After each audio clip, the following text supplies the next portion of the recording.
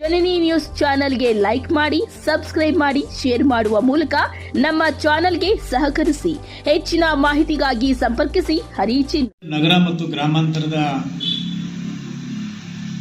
BLA2 ಕಾರ್ಯಾಗಾರದ ಪೂರ್ವಭಾವಿ ಸಭೆಯನ್ನು ನಮ್ಮ ಗ್ರಾಮಾಂತರ ಭಾಗದ ಅಧ್ಯಕ್ಷರಂತ ಸ್ವಾಮಿಗಳು ಮತ್ತು ನಗರದ ಅಧ್ಯಕ್ಷರಂತ ಸುರೇಶ್ ಅವರು, BLA1 ಆಗಿರ್ತಕ್ಕಂಥ ನಮ್ಮ ಬಾವಿಯವರು, ನಮ್ಮೆಲ್ಲ ಮುಖಂಡರುಗಳು, ಜೆಯವರು ಎಲ್ಲರೂ ಸೇರಿಕೊಂಡು ಇವತ್ತು ಘಟನಾಯಕರ ಒಂದು ಪೂರ್ವಭಾವಿ ಸಭೆಯನ್ನು ಇವತ್ತು ನಾವು ಕರೆದಿದ್ದೇವೆ. ಇದರಲ್ಲಿ ಯಾವ್ಯಾವ ರೀತಿ ಏನೇನು ವಿಷಯಗಳನ್ನು ನಾವು ಇಟ್ಕೊಂಡು ಕಾರ್ಯಾಗಾರ ಮಾಡಬೇಕು ಅಂತೇಳಿ ಅನೇಕ ವಿಷಯಗಳ ಬಗ್ಗೆ ಚರ್ಚೆ ಮಾಡಿದ್ದೀವಿ. ಪೂರ್ವಭಾವಿ ಸಭೆಗೆ ನಮ್ಮ ರಾಜ್ಯದ ಕಚೇರಿಯಿಂದ ನಮ್ಮ ನಾಯಕರಾದಂಥ ವಿಧಾನ ಪರಿಷತ್ ಸದಸ್ಯರಿಂದ ಭಾರತಿ ಶೆಟ್ಟಿಯವರು ಕೂಡ ಆ ಸಭೆಗೆ ಬರೋರಿದ್ದಾರೆ. ಸರ್ಕಾರನೇ ಸರಿಯಾಗಿ ನಡೆಸ್ತಾ ಇಲ್ಲ ಅಂದರೆ ಇನ್ನು 5 ಗ್ಯಾರಂಟಿ ಕೂಡ ಎಲ್ಲಿ ನಡೀತಾ ಇದೆ. ಯಾವುದನ್ನ ಚುನಾವಣೆ ಬಂತಂದರೆ ಒಂದು 2 ತಿಂಗಳು ಒಟ್ಟಾಗಿ ಹಾಕ್ಬಿಡ್ತಾರೆ, ಓಟ್ ಹಾಕಲಿ ಜನ ಅಂತ. ಅದನ್ನು ಬಿಟ್ಟರೆ ತಿಂಗಳು ಎಷ್ಟು ಲಕ್ಷ ಜನಕ್ಕೆ ಬರ್ತಾ ಇದೆ, ಯಾರಿಗೆ ಬರ್ತಾ ಇದೆ ಹೇಳಿ. ಎಲ್ಲರಿಗೂ ಕೊಡ್ತೀನಿ ಅಂತ ಹೇಳಿದಾರಲ್ಲ, ಕೊಡ್ತಾರ ಎಲ್ಲರಿಗೂ? ಎಲ್ಲರ ಮನೆಯಲ್ಲೂ ಕೂಡ ಹೆಣ್ಮಕ್ಳಿದ್ದಾರೆ, ಮನೆ ಒಡತಿ, ಪ್ರತಿ ಮನೆಯಲ್ಲೂ ಮನೆ ಒಡತಿ ಇದ್ದಾರೆ ಇಲ್ಲ? ಅವ್ರಿಗೆಲ್ಲರಿಗೂ ಸಿಗ್ತಾ ಇದೆಯಾ? ಇಲ್ಲ. ಅದಕ್ಕಾಗಿ ನಾವೆಲ್ಲರೂ ಕೂಡ ಈ ಕೆಲಸವನ್ನು ಹೋರಾಟದ ಮೂಲಕ ಮಾಡಬೇಕು ಅಂತೇಳಿ ಅದಕ್ಕೊಂದು ದಿನಾಂಕ ನಿಗದಿ ಮಾಡಿ ಅರ್ಥಗರ್ಭಿತವಾದಂಥ ಕಾರ್ಯಕ್ರಮ ಮಾಡಬೇಕು. ಸಂವಿಧಾನ ಕೊಟ್ಟಿದ್ದ್ಯಾರೋ, ಅವರಿಗೆ ತೊಂದರೆ ಕೊಟ್ಟಿದ್ದ್ಯಾರೋ ಅನ್ನುವಂಥದ್ದನ್ನು ನಮ್ಮ ಕ್ಷೇತ್ರದ ಜನರಿಗೆ ಎಲ್ಲರಿಗೂ ತಿಳಿಸ್ತಕ್ಕಂಥ ಪ್ರಾಮಾಣಿಕ ಪ್ರಯತ್ನ ನಾವು ಮಾಡ್ತೀವಿ. ಅದೇ ನಾನು ಹೇಳಿದೆ, ಸಂವಿಧಾನ ವಿಷಯ ಅಂತ ಬಂದಾಗ ಅವ್ರೇನು ಮಾಡಿದ್ರು ನಾವೇನು ಮಾಡಿದ್ರು ಅನ್ನೋಂಥದ್ರ ಬಗ್ಗೆ ವಸ್ತುನಿಷ್ಠವಾಗಿ ನಾವು ಮಾತಾಡಬೇಕಾಗ್ತದೆ. ವಿಷಯ ಆಧಾರಿತ ಮೇಲೆ ನಾವು ಮಾತಾಡಬೇಕಾಗುತ್ತೆ. ಅದಕ್ಕೋಸ್ಕರ ನಾವೆಲ್ಲ ಕಾರ್ಯಕ್ರಮ ಮಾಡ್ತೀವಿ. ಅದನ್ನು ಕೂಡ ಅದು ನಿರಂತರವಾಗಿ ಮಾಡ್ತೀವಿ ನಾವು. ನಾನು ಬೇರೆ ಕಡೆ ಹೋದಾಗಲ್ಲ ನನಗೊಂದು ಹೊಸ ಅನುಭವ ಆಗಿದ್ದೇನೆಂದರೆ, ಸಂವಿಧಾನ ಅಂತ ಹೇಳಿದ್ರೆ ಕೇವಲ ಪರಿಶಿಷ್ಟ ಜಾತಿ ಪರಿಶಿಷ್ಟ ಪಂಗಡದವ್ರಿಗೇನೋ, ಉಳಿದವ್ರಿಗೆ ಯಾರೂ ಇಲ್ಲ ಅನ್ನುವಂಥ ಪರಿಕಲ್ಪನೆ ಸ್ವಲ್ಪ ಎದ್ದು ಕಾಣ್ತದೆ ಅನ್ನುವಂಥದ್ದು ನನ್ನ ಸ್ವಂತ ಅನುಭವ ಆಗಿತ್ತು. ಆದರೆ ಸಂವಿಧಾನ ದೇಶಕ್ಕೆ ಕೊಟ್ಟಿದ್ದು, ದೇಶದ ಒಳಗಡೆ ಇರ್ತಕ್ಕಂಥ ಇವತ್ತಿನ ಜನಸಂಖ್ಯೆ 140. ಅದರ ಅಡಿಯಲ್ಲೇ ನಾವೆಲ್ಲರೂ ಕೂಡ ಜೀವನ ಮಾಡೋದು. ಉದಾಹರಣೆಗೆ ಹಿಂದುಳಿದ ವರ್ಗಗಳಿಗೆ ಮೀಸಲಾತಿ ಕೊಟ್ಟಿದ್ದು ಬಾಬಾ ಸಾಹೇಬ್ ಅಂಬೇಡ್ಕರ್ ಅವರು. ಹೆಣ್ಣುಮಕ್ಕಳು, ಎಲ್ಲ ಜಾತಿಯ ಹೆಣ್ಣುಮಕ್ಕಳು ಕೂಡ ನೆಮ್ಮದಿಯಾಗಿ ಪುರುಷ ಪ್ರಧಾನವಾಗಿ ಬದುಕಬೇಕು, ಸಮಾನತೆ ಸಿಗಬೇಕು, ಅವರಿಗೆ ಮೇಲೆ ನಡೀತಕ್ಕಂಥ ದೌರ್ಜನ್ಯ, ಶೋಷಣೆ, ದಬ್ಬಾಳಿಕೆ ಇವೆಲ್ಲವೂ ಕೂಡ ನಿಲ್ಲಬೇಕು ಅಂತೇಳಿ ಹಿಂದೂ ಕೋಡ್ ಬಿಲ್ ತಂದಿದ್ದು ಬಾಬಾ ಸಾಹೇಬ್ ಅಂಬೇಡ್ಕರ್ ಅವರು. ಈ ಎಲ್ಲ ವಿಷಯಗಳನ್ನು ಬಾಬಾ ಸಾಹೇಬ್ ಅಂಬೇಡ್ಕರ್ ಅವರು ಮಾಡಿದಾಗ ಆವಾಗ ಎಲ್ಲಿ ಪರಿಶಿಷ್ಟ ಜಾತಿ ಪರಿಶಿಷ್ಟ ಅವರು ಮಾತ್ರ ಅಂತೇಳಿ ನಾವು ಅಂದ್ಕೋಬೇಕು, ಎಲ್ಲ ಜಾತಿ ಜನರಿಗೂ ಮಾತ್ರ ಸಂವಿಧಾನ ಅಂತೇಳಿ ನಾವು ಅಂದ್ಕೋಬೇಕು. ಅದನ್ನು ನಾವೆಲ್ಲರೂ ಕೂಡ ಹೇಳೋ ಥರ ಆಗಬೇಕು. ಅದಕ್ಕೆ ಭೀಮಸ್ ಮಾಡಿ ಕಾರ್ಯಕ್ರಮ ದಿನಾಂಕ ಡಿಸೆಂಬರ್ 21ನೇ ತಾರೀಕು ನಿಗದಿಯಾಗಿದೆ. ಇದಕ್ಕೆ 232 ಬೂತಿಂದ BLA2ಗಳು ಬರ್ತಾರೆ. ಪಂಚಾಯತಿಗೆ ಒಬ್ಬರಂಗೆ ಘಟನಾಯಕರುಗಳು ಮಾಡಿದ್ದೀವಿ, ಅವರು ಬರ್ತಾರೆ. ಜೊತೆಗೆ BLA1 ಮತ್ತು ನಮ್ಮ ಪಕ್ಷದ ಎಲ್ಲ ಪದಾಧಿಕಾರಿಗಳು ಕೂಡ ಆ ಸಭೆಯಲ್ಲಿ ಹಾಜರಿರ್ತಾರೆ. ಇದರಲ್ಲಿ ಸಂಘಟನಾತ್ಮಕ ದೃಷ್ಟಿಯಿಂದ ಯಾವ ರೀತಿ ನಾವು ಸಂಘಟನಾತ್ಮಕ ಕೆಲಸಗಳನ್ನು ಮಾಡಬೇಕು ಅನ್ನುವಂಥ ವಿಷಯವನ್ನು ಇಟ್ಕೊಂಡು ಆವತ್ತು ಆ ಕಾರ್ಯಾಗಾರದಲ್ಲಿ ಚರ್ಚೆ ಆಗುತ್ತೆ. ಒಂದು ರೀತಿ ಇದು ತರಬೇತಿ ಕಾರ್ಯಕ್ರಮ ಅಂತೇಳಿ ಹೇಳೋದು ಕೂಡ ತಪ್ಪಾಗಲ್ಲ. ನಾವು ಒಂದು ಮಾಸಲ್ಲಿ ಕಾರ್ಯಕ್ರಮ ಮಾಡೋದಕ್ಕೂ, ನಾಯಕತ್ವಗಳನ್ನು ಹೇಗೆ ಬೆಳೆಸ್ಕೋಬೇಕು ಅನ್ನೋದಕ್ಕೂ, ಜವಾಬ್ದಾರಿತವಾಗಿ ನಮಗೆ ಕೊಟ್ಟಂಥ ಜವಾಬ್ದಾರಿ ಹೇಗೆ ನಿಭಾಯಿಸಬೇಕು ಅನ್ನುವಂಥ ವಿಷಯಗಳನ್ನ ಇಟ್ಕೊಂಡು ಗೊತ್ತಿರ್ತಕ್ಕಂಥ ಮತ್ತು ಗೊತ್ತಿಲ್ಲದೆ ಇರ್ತಕ್ಕಂಥ ವಿಷಯಗಳನ್ನು ಅರ್ಥ ಮಾಡ್ಕೊಳ್ಳೋಕ್ಕೆ ಅವತ್ತು ಕಾರ್ಯಾಗಾರ ಆಗುತ್ತೆ. ಆ ಹಿನ್ನೆಲೆಯಲ್ಲಿ ಇವತ್ತು ಈ ಪೂರ್ವಭಾವಿ ಸಭೆಯನ್ನು ಮಾಡಿದ್ದೀವಿ. ದೇಶದ ಎಲ್ಲ ಕಡೆ ಕೂಡ ಈ ಕೆಲಸಗಳು ನಡೀತಾ ಇದೆ. ರಾಜ್ಯದಲ್ಲೂ ಕೂಡ ನಿರಂತರವಾಗಿ ಈ ಕಾರ್ಯಕ್ರಮಗಳು ನಡೀತಾ ಇದೆ. KGF ತಾಲೂಕಲ್ಲೂ ಕೂಡ ಭಾರತೀಯ ಜನತಾ ಪಾರ್ಟಿ ಎಲ್ಲ ಕಾರ್ಯಕರ್ತರು ಕೂಡ ಪಕ್ಷದ ಹಿತದೃಷ್ಟಿಯಿಂದ ಮುಂದೆ ಬರ್ತಕ್ಕಂಥ ಚುನಾವಣೆಗಳಲ್ಲಿ ಪಕ್ಷವನ್ನು ಅಧಿಕಾರಕ್ಕೆ ತರಬೇಕು ಅನ್ನುವಂಥ ಜವಾಬ್ದಾರಿತ ಎಲ್ಲ ಪದಾಧಿಕಾರಿಗಳನ್ನು ಕರೆದು ಇವತ್ತು ಈ ಸಭೆಯನ್ನು ಮಾಡಿದ್ದೀವಿ. ಇನ್ನೂ ಕೆಲವು ಮುಖಂಡಗಳೆಲ್ಲ ಕೂಡ ಅವರ ವೈಯಕ್ತಿಕ ಬೇರೆ ಬೇರೆ ಕೆಲಸಗಳ ಕಾರ್ಯದಿಂದ ಇವತ್ತು ಹಾಜರಾಗೋಕ್ಕಾಗಲಿಲ್ಲ. ಬೇರೆ ಸಭೆಗಳಲ್ಲಿ ಎಲ್ಲರೂ ಬರ್ತಾರೆ. ಒಟ್ಟಾರೆ ಎಲ್ಲ ಒಂದಾಗಿ ಯಾವುದೇ ವೈಮನಸ್ಸು ಮತ್ತು ಮನಸ್ತಾಪಗಳಿಲ್ಲದೆ ನಾವೆಲ್ಲರೂ ಕೂಡ ಒಟ್ಟಾಗಿ ಕೆಲಸ ಮಾಡಬೇಕು, ಭಾರತೀಯ ಜನತಾ ಪಾರ್ಟಿ ಅಧಿಕಾರಕ್ಕೆ ತರಬೇಕು ಅನ್ನುವಂಥ ರೀತಿಯಲ್ಲಿ ಈ ಸಭೆಗಳನ್ನು ಮಾಡ್ತಾ ಇದ್ದೀವಿ. ಈ ಎಲ್ಲ ವಿಷಯಗಳನ್ನು ತಿಳಿಸ್ಲಿಕ್ಕೆ ಇವತ್ತು ನಾವು ಚರ್ಚೆ ಮಾಡಿ ನಿಮ್ಮನ್ನು ಕೂಡ ಆಹ್ವಾನ ಮಾಡಿದ್ದೀವಿ. ನೀವೇನೇನೋ ಕೇಳಿದ್ವಿ. ಸರ್ಕಾರನೇ ಸರಿಯಾಗಿ ನಡೆಸ್ತಾ ಇಲ್ಲ ಅಂದ್ರೆ ಇನ್ನು 5 ಗ್ಯಾರಂಟಿ ಕೂಡ ಎಲ್ಲಿ ನಡೀತಾ ಇದೆ? ಯಾವ್ದಾನ ಚುನಾವಣೆ ಬಂತಂದ್ರೆ 1-2 ತಿಂಗಳು ಒಟ್ಟಾಗಿ ಹಾಕ್ಬಿಡ್ತಾರೆ, ಓಟ್ ಹಾಕ್ಲಿ ಜನ ಅಂತ. ಅದನ್ನ ಬಿಟ್ಟರೆ ತಿಂಗಳು ಎಷ್ಟು ಲಕ್ಷ ಜನಕ್ಕೆ ಬರ್ತಾ ಇದೆ? ಯಾರು ಬರ್ತಾ ಇದೆ ಹೇಳಿ? ಎಲ್ಲರಿಗೂ ಕೊಡ್ತೀನಿ ಅಂತ ಹೇಳಿದಾರಲ್ಲ, ಕೊಡ್ತಾರ ಎಲ್ಲರಿಗೂ? ಎಲ್ಲರ ಮನೆಯಲ್ಲೂ ಕೂಡ ಹೆಣ್ಮಕ್ಳಿದ್ದಾರೆ, ಮನೆಯೊಡತಿ, ಪ್ರತಿ ಮನೆಯಲ್ಲೂ ಮನೆಯೊಡತಿ ಇದ್ದಾರೆ ಇಲ್ಲ? ಅವ್ರಿಗೆಲ್ಲರಿಗೂ ಸಿಗ್ತಾ ಇದೆಯಾ? ಇಲ್ಲ. ಅದಕ್ಕಾಗಿ ನಾವೆಲ್ಲರೂ ಕೂಡ ಈ ಕೆಲಸವನ್ನು ಹೋರಾಟದ ಮೂಲಕ ಮಾಡಬೇಕು ಅಂತೇಳಿ, ಜೊತೆಗೆ ಬಾಬಾ ಸಾಹೇಬ್ ಅಂಬೇಡ್ಕರ್ ಅವರು ಈ ದೇಶಕ್ಕೆ ಸಂವಿಧಾನ ಬರೆಯುವಂಥ ಸಂದರ್ಭದಲ್ಲಿ ಯಾವ್ಯಾವ ರೀತಿ ನಿರಂತರವಾಗಿ ಕಿರುಕುಳಗಳನ್ನು ಕೊಟ್ಕೊಂಡ್ಬಂದರು ಕಾಂಗ್ರೆಸ್ ಪಕ್ಷ, ಅದು ಇನ್ನೂ ಕೂಡ ಜೀವಂತವಾಗಿ ಜನಮಾನಸನಲ್ಲಿ ಉಳಿದಿದೆ. ಇವತ್ತಿನ ಸಮಾಜಕ್ಕೆ ನಾವು ಹೇಳಬೇಕಾಗಿದೆ ಅದೆಲ್ಲನೂ ಕೂಡ. 1949 ಜನವರಿ 26ನೇ ತಾರೀಕು ಈ ದೇಶಕ್ಕೆ ಸಂವಿಧಾನ ಕೊಟ್ಟಿದ್ದು. ಕರಡು ಸಮಿತಿಯ ಅಧ್ಯಕ್ಷರಾಗಿ ಬಾಬಾ ಸಾಹೇಬ್ ಅಂಬೇಡ್ಕರ್ ಅವರು ಕೊಟ್ಟಂಥ 3 ವರ್ಷದ ಗಡುವಿನಲ್ಲಿ 2 ವರ್ಷ 11 ತಿಂಗಳು 18 ದಿವಸ ನಿರಂತರವಾಗಿ ಸುಮಾರು 60 ದೇಶಗಳಿಗಿಂತ ಮಿಗಿಲಾದಂಥ ದೇಶಗಳ ಪ್ರವಾಸ ಮಾಡಿ ಅಲ್ಲಿರ್ತಕ್ಕಂಥ ಸಂವಿಧಾನಗಳನ್ನು ಅಧ್ಯಯನ ಮಾಡಿ ಆನಂತರ ತನ್ನ ಅನುಭವದ ಆಧಾರದ ಮೇಲೆ ಅಪಾರವಾದಂಥ ಪಾಂಡಿತ್ಯವನ್ನು ಏನು ಹೊಂದಿದ್ರು ಅದರ ಅನುಭವದಲ್ಲಿ ಇವತ್ತು ನಮ್ಮ ದೇಶಕ್ಕೆ ಒಂದು ದೊಡ್ಡ ಗ್ರಂಥವನ್ನು ಕೊಟ್ಟಿದ್ದಾರೆ. ಅದೇ ಗ್ರಂಥ ಸಂವಿಧಾನ. ಆ ಸಂವಿಧಾನದ ಅಡಿಯಲ್ಲಿ ಇವತ್ತು ನಾವೆಲ್ಲರೂ ಕೂಡ ಜೀವನ ಮಾಡ್ತಾ ಇರ್ತಕ್ಕಂಥದ್ದು. ಜೊತೆಗೆ 1950 ಜನವರಿ 26ನೇ ತಾರೀಕು ಸಂವಿಧಾನ ಜಾರಿಯಾಯಿತು. ಈ 2 ತಿಂಗಳ ಅವಧಿಯಲ್ಲಿ ಆವತ್ತಿನ ಏನು ವಿಧಿಗಳಿತ್ತು ಆ ವಿಧಿಗಳ ಮೇಲೆ 2 ತಿಂಗಳು ಚರ್ಚೆ ಆಯ್ತಲ್ಲ, ಚರ್ಚೆಗಳಾದ ಮೇಲೆ ಸಂವಿಧಾನ ನಮಗೆ ನಾವೇ ಅರ್ಪಣೆ ಮಾಡಿಕೊಂಡಿದ್ದೀವಿ. ಅದಾದ ನಂತರ ಬಾಬಾ ಸಾಹೇಬ್ ಅಂಬೇಡ್ಕರ್ ಅವರನ್ನು ಕಾಂಗ್ರೆಸ್ ಅವರು 2 ಸಾರಿ ಸೋಲಿಸಿದ ಮೇಲೆ ಅವರಿಗೆ ಭಾರತ ರತ್ನ ಕೊಡಬೇಕು ಅಂತ ಹೇಳಿದರೆ VP ಸಿಂಗ್ ಸರ್ಕಾರ ಬರಬೇಕಾಯಿತು. VP ಸಿಂಗ್ ಸರ್ಕಾರ ಬಂದ ಮೇಲೆ ವಾಜಪೇಯಿ ಅವರು ಮತ್ತು ಮಾಯಾವತಿಯವರು ಇವರೆಲ್ಲರ ಸಹಕಾರದೊಂದಿಗೆ ಭಾರತ ರತ್ನ ಬಾಬಾ ಸಾಹೇಬ್ ಅಂಬೇಡ್ಕರ್ ಅವರು ಕೊಟ್ಟರು. ಆದರೆ ಅಷ್ಟು ದಿನಗಳ ಕಾಲ, ಅಷ್ಟು ವರ್ಷಗಳ ಕಾಲ ಇವರು ಕೊಡದೇ ಇರೋದಕ್ಕೆ ಕಾರಣ ಏನು? ನೆಹರು ಈ ದೇಶಕ್ಕೆ ಪ್ರಧಾನಮಂತ್ರಿ ಆಗಿದ್ದರು, ಅವ್ರಿಗೆ ಅವರೇ ಘೋಷಣೆ ಮಾಡಿಕೊಂಡ್ರು. ಇಂದಿರಾ ಗಾಂಧಿಯವರು ಈ ದೇಶದಲ್ಲಿ ಪ್ರಧಾನಮಂತ್ರಿ ಆಗಿದ್ದರು, ಅವ್ರಿಗೆ ಅವರೇ ಘೋಷಣೆ ಮಾಡಿಕೊಂಡ್ರು. ರಾಜೀವ್ ಗಾಂಧಿಯವರು ಅದೇ ರೀತಿ ಮಾಡಿಕೊಂಡ್ರು. ಹೀಗೆ ಎಲ್ಲವೂ ಕೂಡ ಅವ್ರ ಕುಟುಂಬದವರು ಅಧಿಕಾರದಲ್ಲಿದ್ದಾಗ ಜೀವಂತ ಅವಧಿಯಲ್ಲೇ ಅವರಿಗೆ ಭಾರತ ರತ್ನ ಘೋಷಣೆ ಮಾಡಿಕೊಂಡ್ರು. ಬಾಬಾ ಸಾಹೇಬ್ ಅಂಬೇಡ್ಕರ್ ಅವರಿಗೆ ಭಾರತ ರತ್ನ ಕೊಡಬೇಕು ಅನ್ನುವಂಥ ಮನಸ್ಸೇ ಬಂದಿಲ್ಲ. ಆಮೇಲೆ ಸಂಸತ್ತಿನ ಆವರಣದಲ್ಲಿ, ಒಳಾಂಗಣದಲ್ಲಿ ಬಾಬಾ ಸಾಹೇಬ್ ಭಾವಚಿತ್ರವನ್ನು ಹಾಕ್ಲಿಕ್ಕೂ ಕೂಡ ಅವ್ರ ಮನಸ್ಸು ಬಂದಿಲ್ಲ. ಅದನ್ನು ಮಾಡಿದ್ದು ನಮ್ಮ ಬೆಂಬಲಿತ BJPಯ ಸರ್ಕಾರ ಇದ್ದಾಗ ಮಾತ್ರ ಮಾಡಿದ್ದು. ಆದರೆ ಈ ಎಲ್ಲ ವಿಷಯಗಳನ್ನು ತೆಗೆದುಕೊಂಡು ಹೋದರೆ ಸಂವಿಧಾನವನ್ನು ಯಾರು ಉಳಿಸ್ತಾ ಇದ್ದಾರೆ, ಯಾರು ಅಳಿಸ್ತಾ ಇದ್ದಾರೆ ಅನ್ನುವಂಥದ್ದನ್ನು ಜನರಿಗೆ ನಾವು ಗಮನಕ್ಕೆ ತರಬೇಕಾಗಿದೆ. ಸಂವಿಧಾನವನ್ನು ಕಗ್ಗೊಲಲ್ಲಿ ಇಟ್ಟು, ಕತ್ತಲಲ್ಲಿಟ್ಟು ಈ ದೇಶದಲ್ಲಿ ಪ್ರಧಾನಮಂತ್ರಿಯಾದಂಥ ಇಂದಿರಾ ಗಾಂಧಿಯವರು 1975 ಅಲಹಾಬಾದ್ ಕೋರ್ಟಲ್ಲಿ ಚುನಾವಣೆಯಲ್ಲಿ ನೀವು ಅಕ್ರಮವಾಗಿ ಗೆದ್ದಿದ್ದೀರಿ, ಅದಕ್ಕೆ ಇದು ಅನೂರ್ಜಿತ ಅಂತೇಳಿ ಆದೇಶ ಬರುತ್ತೆ. ಆದೇಶ ಬಂದಾದ ಮೇಲೆ ಅವರಿಗೆ ಮೇಲ್ಮನೆ ಸಲ್ಲಿಸಲಿಕ್ಕೆ 12 ದಿನ ಸಮಯ ಕೊಡ್ತಾರೆ. 12 ದಿನ ಮೇಲ್ಮನೆಗೆ ಹೋಗಿ ಸುಪ್ರೀಂ ಕೋರ್ಟಲ್ಲಿ ಸ್ಟೇ ತರ್ತಾರೆ. ಆದರೂ ಕೂಡ ರಾತ್ರಿ ರಾಷ್ಟ್ರಪತಿಗಳನ್ನು ಕರೆದು ಬಲವಂತವಾಗಿ ಅವರ ಅಂಕಿತವನ್ನು ಹಾಕಿಸ್ಕೊಂಡು ಆರ್ಟಿಕಲ್ 48, 49, 50, 51, 52 ಈ ಎಲ್ಲ ವಿಧಿಗಳನ್ನು ಆ ಇಂದಿರಾ ಗಾಂಧಿಯ ಪದವಿ ಉಳಿಸ್ಕೊಳ್ಳೋಕೆ ಮಾತ್ರ ತಿದ್ದುಪಡಿ ಮಾಡಿದ್ರು ಅಂತ ಹೇಳಿದ್ರೆ ನೀವು ಅರ್ಥ ಮಾಡ್ಕೊಳ್ಳಿ. 1975ರಲ್ಲಿ ಏನು ಎಮರ್ಜೆನ್ಸಿ ಘೋಷಣೆ ಮಾಡಿದ್ರು, ಈ ಎಮರ್ಜೆನ್ಸಿ ಘೋಷಣೆ ಮಾಡ್ತಕ್ಕಂಥ ಉದ್ದೇಶ ಏನಾಗಿರಬೇಕಾಗಿತ್ತು ಅಂದರೆ ದೇಶದ ಜನರ ಒಳಿತಿಗಾಗಿ. ದೇಶ ದಿವಾಳಿ ಆಗ್ತಾ ಇದೆ, ಜನರನ್ನು ರಕ್ಷಣೆ ಮಾಡಬೇಕು, ಅದಕ್ಕಾಗಿ ಕೆಲವು ಕಾನೂನುಗಳನ್ನು ತಿದ್ದುಪಡಿ ಮಾಡಬೇಕು ಅಂತೇಳಿ ಎಮರ್ಜೆನ್ಸಿ ತರಬೇಕೇ ಹೊರತು ತನ್ನ ಪ್ರಧಾನಿ ಪಟ್ಟವನ್ನು ಉಳಿಸ್ಕೊಳ್ಳೋಕ್ಕೆ ಅವರು ಸಂವಿಧಾನವನ್ನು ಕತ್ತಲ್ಲಿ ಇಟ್ಟು ತಿದ್ದುಪಡಿಯನ್ನು ಮಾಡಿದ್ರು. ಯಾರಿಗೋಸ್ಕರ? ಯಾವ ಪುರುಷಾರ್ಥಕ್ಕೋಸ್ಕರ? ಈಗ ನೀವು ಸಂವಿಧಾನ ತೆಗೆದುಕೊಂಡು ಹೋಗ್ತೀರಿ. ಸಂವಿಧಾನನ ಇಂದಿರಾ ಗಾಂಧಿಯವರು ನಿಮ್ಮ ಪಕ್ಷದಿರಲ್ಲ. ಅವತ್ತು ಯಾಕೆ ಸಂವಿಧಾನವನ್ನು ಬದಿಗೆತ್ತು ಅವರ ಕುರ್ಚಿಯನ್ನು ಉಳಿಸ್ಕೊಳ್ಳೋಕ್ಕೆ ಅವರು ಆ ಕೆಲಸ ಮಾಡಿದ್ರು ಅನ್ನೋದು ಪ್ರಶ್ನೆ ನಿಮ್ಮನ್ನು ನೀವೇ ಮಾಡ್ಕೊಳ್ಳಿ. ಬಾಬಾ ಸಾಹೇಬ್ ಅಂಬೇಡ್ಕರ್ನ 2 ಸಾರಿ ಸೋಲಿಸ್ತೀರಿ. 1952, 1900 ಉಪಚುನಾವಣೆ 54. ನೀವೇ ತಾನೆ? ಇನ್ನೂ ಸಂವಿಧಾನ ಅಂತ ಹೇಳ್ಕೊಳಕ್ಕೆ ನಿಮ್ಗೆ ನಾಚಿಕೆ ಆಗಲ್ವಾ? ಅದ್ರ ಜೊತೆಗೆ ವೆಸ್ಟ್ ಬೆಂಗಾಲಲ್ಲಿ ಜೋಗೇಂದ್ರನಾಥ್ ನಮ್ಮ ಜೈಸೂರ್ ಕುನ್ನಾ ಅನ್ನುವಂಥ ಪ್ರದೇಶ ಭೂಭಾಗ ಪಾಲು ಭೂಪ್ರದೇಶ ಬರೀ ದಲಿತರ ಇದ್ದಂಥ ಜಾಗ. ಆ ಪ್ರದೇಶದಲ್ಲಿ ಬಾಬಾ ಸಾಹೇಬ್ ಅಂಬೇಡ್ಕರ್ ಅವರು ಗೆದ್ದು ಬಂದು ಆಮೇಲೆ ಗರಡು ಸಮಿತಿಗೆ ಅಧ್ಯಕ್ಷರಾಗ್ತಾರೆ.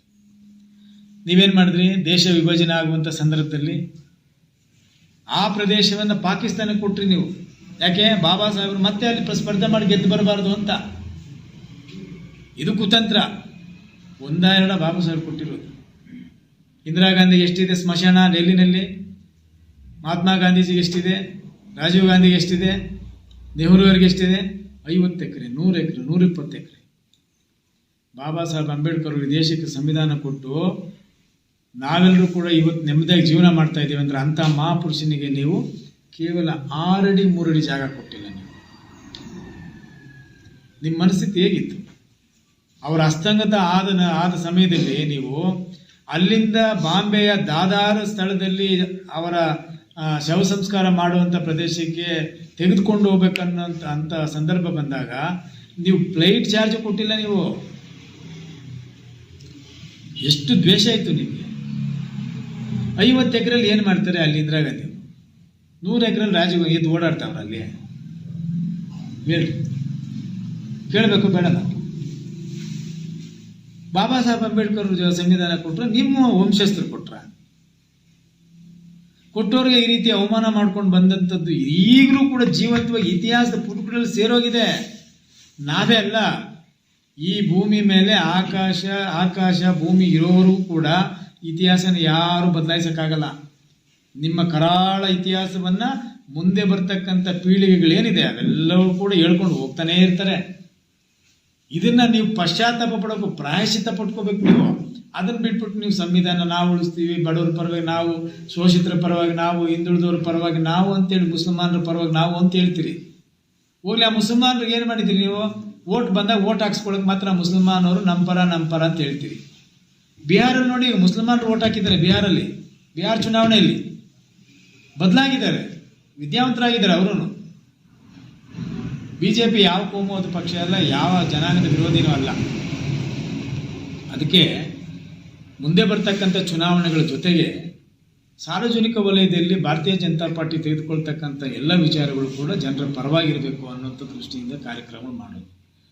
ನೀವು ಕಾಂಗ್ರೆಸ್ ಅವರು ಈ ರೀತಿ ಕಾರ್ಯಕ್ರಮ ಮಾಡಲಿ, ಹೋಗ್ಲಿ. ಬಾಬಾ ಸಾಹೇಬ್ ಅಂಬೇಡ್ಕರ್ ಅವ್ರು ನಾವು ಯಾವಾಗ ಗೊತ್ತಾಗ ಪೂಜೆ ಮಾಡೋದು, ಯಾವಾಗ ಗೊತ್ತಾಗ ಭಾವಚಿತ್ರ ಎತ್ಕೊಂಡು ತಿರುಗಾಡೋದು, ಯಾವಾಗ ಎಲೆಕ್ಷನ್ ಬರುತ್ತೆ, ಯಾವಾಗ ಜಾತಿ ಗಲಾಟೆಗಳಾಗ್ತದೆ, ಯಾವಾಗ ಧರ್ಮದ ವಿಷಯಗಳು ಬರುತ್ತೆ, ಆವಾಗ ಹೊರಗಡೆ ಎತ್ಕೊಂಡು ಬರ್ತದೆ.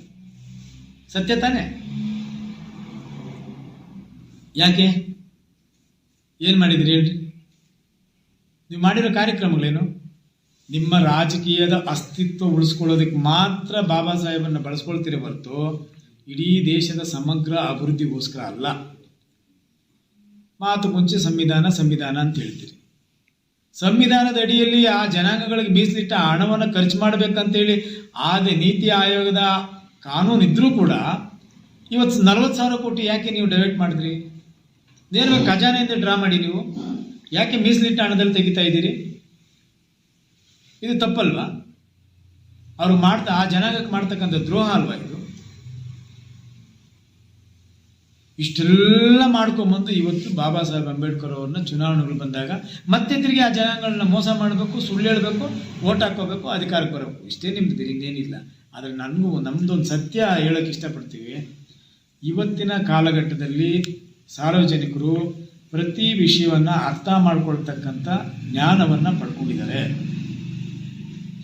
ಯಾರು ಸುಳ್ಳು ಹೇಳ್ತಾರೆ, ಯಾರು ನಿಜ ಹೇಳ್ತಾರೆ ಅನ್ನುವಂಥದ್ದು ಕೂಡ ಅವ್ರಿಗೆ ಅರ್ಥ ಮಾಡ್ಕೊಳ್ಳೋಂಥ ಶಕ್ತಿ ಇದೆ. ನೀವು ಈ ಸುಳ್ಳು ಹೇಳೋದನ್ನು ಬಿಡಿ. ನಿಮ್ಗೆ ಅಧಿಕಾರ ಮ್ಯಾಂಡೇಟರಿ 5 ವರ್ಷ ಕೊಟ್ಟಿದ್ದಾರೆ. ನೀವು ಸುಳ್ಳು ಹೇಳಿ ಬಂದ್ರೋ, ಗ್ಯಾರಂಟಿಗಳು ಸುಳ್ಳು ಹೇಳಿ ಬಂದ್ರೋ ಗೊತ್ತಿಲ್ಲ, ಬಂದ್ಬಿಟ್ಟಿದ್ದೀರಿ. ಜನರ ಪರವಾಗಿ ಕೆಲಸ ಮಾಡಿ. ಜಾತಿಗಳ ಮಧ್ಯದಲ್ಲಿ ಗಲಾಟೆ ಮಾಡೋದು ಬಿಡಿ. ನೀವು ಎಲ್ಲನ ಒಂದು ಕಡೆ ಇದು ಮಂಗಳೂರಲ್ಲಿ ಕುಕ್ಕರ್ ಬ್ಲಾಸ್ಟ್ ಆಯಿತು, ಲಕ್ನೋಲ್ಲಾಯಿತು, ಕಲ್ಕತ್ತಾದಲ್ಲಾಯಿತು, ಅಹಮದಾಬಾದಲ್ಲಾಯಿತು, ಬಾಂಬೆನಲ್ಲಾಯಿತು, ಜಮ್ಮು ಕಾಶ್ಮೀರಲ್ಲಾಯಿತು, ಮೊನ್ನೆ ಡೆಲ್ಲಿನಲ್ಲಾಯಿತು. ಈ ವಿಷಯಗಳು ಬಂದಾಗ ನೀವು ಅದರ ಬಗ್ಗೆ ಪ್ರಸ್ತಾಪ ಮಾಡೋದಲ್ಲ, ನೀವು ಅದನ್ನು ವಿರೋಧಿಸೋದೇ ಇಲ್ಲ ಅಂತೇಳಿ ನೀವು ನೋಡಿದಿರಿ ಅಲ್ವೇ? ಮಾಧ್ಯಮಗಳಲ್ಲಿ ನೋಡಿ. ಆ ವಿಷಯ ಬಂದಾಗ ನೀವು ಎಲ್ಲೂ ಕೂಡ ಚರ್ಚೆಗೆ ಬರಲ್ಲ. ನೀವು ಭಾರತೀಯ ಜನತಾ ಪಾರ್ಟಿ ಚರ್ಚೆ ಮಾಡಬೇಕು ಅಂದರೆ ಏನು? ಯಾವಾಗ ಈ ದೇಶಕ್ಕೆ ಕುತ್ತು ಬರುತ್ತೋ, ಈ ದೇಶದ ಜನರಿಗೆ ತೊಂದರೆ ಆಗುವಂಥ ಸಂಭವ ಬರುತ್ತೋ ಅವಾಗೆಲ್ಲವೂ ಕೂಡ ಭಾರತೀಯರು ನಾವೆಲ್ಲ ಒಂದಾಗಬೇಕು, ಭಾರತೀಯರಿಗೆ ಏನೂ ತೊಂದರೆ ಆಗಬಾರ್ದು ಅಂತೇಳಿ ಭಾರತೀಯ ಜನತಾ ಪಾರ್ಟಿ ಸರ್ಕಾರಗಳು ಎಲ್ಲೆಲ್ಲಿದೆಯೋ ಅಲ್ಲೆಲ್ಲವೂ ಕೂಡ ಅವನ್ನ ವಿರೋಧಿಸಿ ಕಳಿಸ್ತಾ ಬರ್ತಾರೆ. ಆದರೆ ನೀವು ಆ ವಿಷಯಕ್ಕೆ ಬರಲ್ಲ. ನೀವು ಅಂದರೆ ನಿಮ್ಮ ಉದ್ದೇಶ ಏನಂತ ಹೇಳಿದ್ರೆ, ಎಲ್ಲಿ ನೀವು ಅವ್ರ ಬಗ್ಗೆ ಮಾತಾಡಿದ್ರೆ ನಮ್ಗೆ ಓಟ್ ಕಮ್ಮಿ ಆಗ್ಬಿಡ್ತದೇನೋ ಅನ್ನುವಂಥ ಒಂದೇ ಒಂದು ಕಾರಣಕ್ಕೆ ಅಮಾಯಕ ಹಿಂದೂಗಳನ್ನು ಬಲಿ ಕೊಡೋಕ್ಕೆ ಇಂಡೈರೆಕ್ಟ್ ಆಗಿ ನೀವು ಅವರಿಗೆ ಸಹಾಯ ಮಾಡ್ತಕ್ಕಂಥದ್ದು ಕೂಡ ಮೇಲ್ನೋಟ ಕಾಣ್ತದೆ. ಇದು ನೀವು ಮಾಡೋ ಕೆಲಸ. ಮುಂದೊಂದು ದಿನ ಇದರ ಫಲಿತಾಂಶವನ್ನು ನೀವೇ ಅನುಭವಿಸ್ಬೇಕಾಗುತ್ತೆ. ಜನ ಉತ್ತರ ಕೊಡ್ತಾರೆ. ಭಾಳ ದೂರದ ದಿನಗಳೇನಿಲ್ಲ. ಇನ್ನು ಬರ್ತಕ್ಕಂಥ ಎಲ್ಲ ಚುನಾವಣೆಗಳಲ್ಲೂ ಕೂಡ ಯಾರು ಅಧಿಕಾರಕ್ಕೆ ತರಬೇಕು, ಯಾರು ತರಬಾರ್ದು ಅಂತೇಳಿ ಜನಗಳು ತೀರ್ಮಾನ ಮಾಡ್ತಾರೆ. ನಾವು ಅದಕ್ಕೆ ಸರಿಯಾಗಿ ನಾವು ಕೂಡ ರೆಡಿ ಆಗಬೇಕು ಅನ್ನೋ ದೃಷ್ಟಿಯಿಂದ ನಿರಂತರವಾಗಿ ಸಭೆ ಸಮಾರಂಭಗಳು ನಾವು ಮಾಡ್ತಾ ಇದ್ದೀವಿ. ಧನ್ಯವಾದ. ಕ್ಷೇತ್ರದ ಚುನಾವಣೆಗೆ ಸಂಬಂಧಪಟ್ಟಾಗೆ 2-3 ಸಭೆಗಳನ್ನು ಮಾಡಿದ್ದೀವಿ. ಮತ್ತು ಎಲ್ಲ ಪದಾಧಿಕಾರಿಗಳು ಕೂಡ ಮತದಾರರ ನೋಂದಣಿ ಕಾರ್ಯಕ್ರಮವನ್ನು ಕೂಡ ನಡೀತಾ ಇದೆ. ಮೊದಲನೇ ಹಂತ ಮತ್ತು 2ನೇ ಹಂತದಲ್ಲೂ ಕೂಡ ಆ ಮತದಾರ ನೋಂದಣಿ ಕಾರ್ಯಕ್ರಮ ನಡೀತಾ ಇದೆ. ನಾವೆಲ್ಲರೂ ಕೂಡ ತಯಾರಿದ್ದೀವಿ. ಚುನಾವಣೆ ಯಾವುದೇ ಬರಲಿ, ನನಗನ್ಸುತ್ತೆ ನವೆಂಬರ್ ತಿಂಗಳಲ್ಲಿ ಬರ್ಬೋದು. ಮುಂದಿನ ವರ್ಷ ನವೆಂಬರ್ ತಿಂಗಳಲ್ಲಿ ಬರುವಂಥ ಚುನಾವಣೆಗೆ ಈಗಲೇ ಕೂಡ ತಯಾರಾಗಿ ಕೆಲಸ ಮಾಡಬೇಕಂದ್ರೆ, ಪದವೀಧರರ ನೋಂದಣಿ ಯಾವಾಗ ಅಂತ ಹೇಳಿದ್ರೆ 2022ಕ್ಕೆ ಅವರು ಪದವೀಧರರಾಗಿರಬೇಕು. ಅವರನ್ನು ಮಾತ್ರ ನೋಂದಣಿ ಮಾಡ್ಕೊಳ್ತಾರೆ. ಅದಾದ ನಂತರ ಪದವೀಧರರಾದರೆ ಈ ಚುನಾವಣೆಗೆ ಅದು ಅನ್ವಯಿಸಲ್ಲ. ಅದನ್ನು ಕೂಡ ನಮ್ಮ ಕಾರ್ಯಕರ್ತರಿಗೆ ವಿಷಯಗಳನ್ನು ತಿಳಿಸಿದ್ದೀವಿ. ಜೊತೆಗೆ ನಮ್ಮ ರಾಜ್ಯದಲ್ಲಿ ಸರ್ಕಾರ ಇಲ್ಲದೇ ಇರತಕ್ಕಂಥ ಪರಿಸ್ಥಿತಿ, ಸರ್ಕಾರ ಇದ್ದರೂ ಇಲ್ಲದೇ ಇರತಕ್ಕಂಥ ಪರಿಸ್ಥಿತಿಯನ್ನು ಕಣ್ಣಾರೆ ನಾವು ನೋಡ್ತಾ ಇದ್ದೀವಿ. ಕುರ್ಚಿಗೋಸ್ಕರ ಕಾದಾಟ ಹೇಗೆ ನಡೀತಾ ಇದೆ ಅಂತೇಳಿ ಮೇಲ್ನೋಟಕ್ಕೆ ನಾವೆಲ್ಲರೂ ಒಂದೇ ಅಂತೇಳಿ ಹೇಳ್ತಾರೆ, ಒಳಗಡೆ ಕುದೀತಾ ಇದೆ.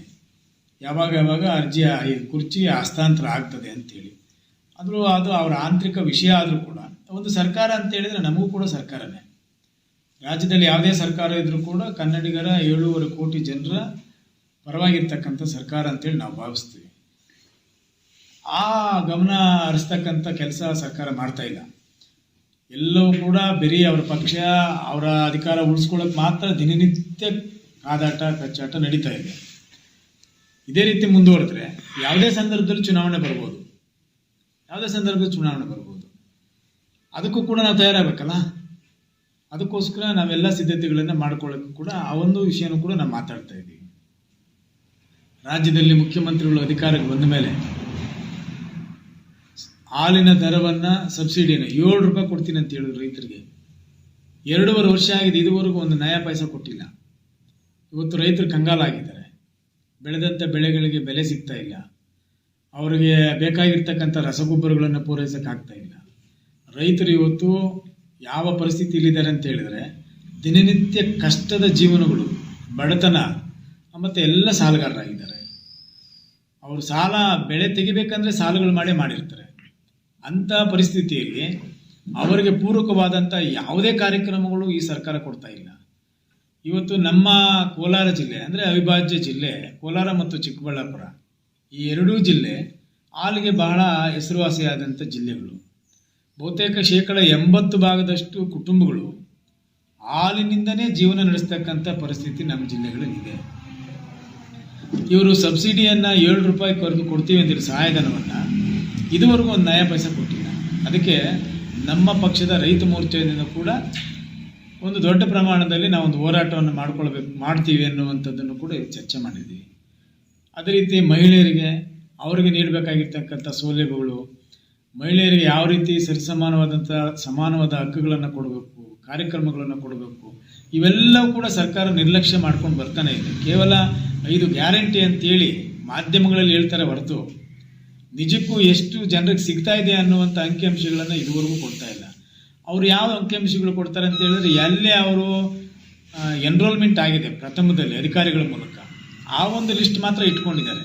ಆದರೆ 8 ಜನಕ್ಕೆ ನಿಜವಾಗಲೂ ಅದು ಅನುಷ್ಠಾನ ಆಗಿದೆ ಅಂತ ಅನ್ನುವಂಥ ಮಾಹಿತಿ ಕೊಡ್ತಾನೆ ಇಲ್ಲ. ಯಾಕಂದರೆ ಅವರು ಕೊಡ್ತಾ ಇಲ್ಲ. ಸರ್ಕಾರ ನಡೆಸೋಕ್ಕೆ ಹಣ ಇಲ್ಲ, ಹಣದ ಕೊರತೆ ಇದೆ. ಪರಿಶಿಷ್ಟ ಜಾತಿ ಪರಿಶಿಷ್ಟ ಪಂಗಡದ ಮೀಸಲಿಟ್ಟ ಹಣ ಸುಮಾರು 40,000 ಕೋಟಿ ಹಣ ಬೇರೆ ಬೇರೆ ಯೋಜನೆಗಳಿಗೆ ಬಳಸ್ತಾ ಇದ್ದಾರೆ. ಪರಿಶಿಷ್ಟ ಜನಾಂಗದ ವರ್ಗಗಳಿಗೆ ನೇರವಾಗಿ ಹಗಲು ದರೋಡೆ ಮಾಡುವ ರೀತಿಯಲ್ಲಿ ಮೋಸ ಮಾಡ್ತಾ ಇದ್ದಾರೆ. ಬಡವರ ಜೋಬಿಗೆ ಕೈ ಹಾಕಿ ಇವತ್ತು ಕದೀತಾ ಇದ್ದಾರೆ ಹಣವನ್ನು. ಈ ಎಲ್ಲ ವಿಷಯಗಳಲ್ಲೂ ತೆಗೆದುಕೊಂಡಾಗ ಟೋಟಲಿ ಸರ್ಕಾರ ಫೇಲ್ಯೂರ್ ಆಗಿದೆ. ಸರ್ಕಾರ ಸರಿಯಾಗಿ ನಡೆಸ್ತಾ ಇಲ್ಲ. ಮುಂದೆ ಬರ್ತಕ್ಕಂಥ ದಿನಗಳಲ್ಲಿ ಯಾವುದೇ ರೀತಿ ಚುನಾವಣೆಯ ಪರಿಸ್ಥಿತಿಗಳು ಬಂದಾಗ ಅದನ್ನು ಎದುರಿಸುವಂಥ ನಿಟ್ಟಿನಲ್ಲಿ ನಮ್ಮ ಕಾರ್ಯಕರ್ತರು ಸದಾ ಸನ್ನದ್ಧರಾಗಬೇಕು, ಸಜ್ಜಾಗಬೇಕು ಅನ್ನುವಂಥ ವಿಷಯವನ್ನು ಈ ಸಭೆಗಳ ಮೂಲಕ ತಿಳಿಸಲಿಕ್ಕೆ ಈ ಸಭೆಯನ್ನು ಕರೆದು ಮಾತಾಡಿದ್ದಾರೆ.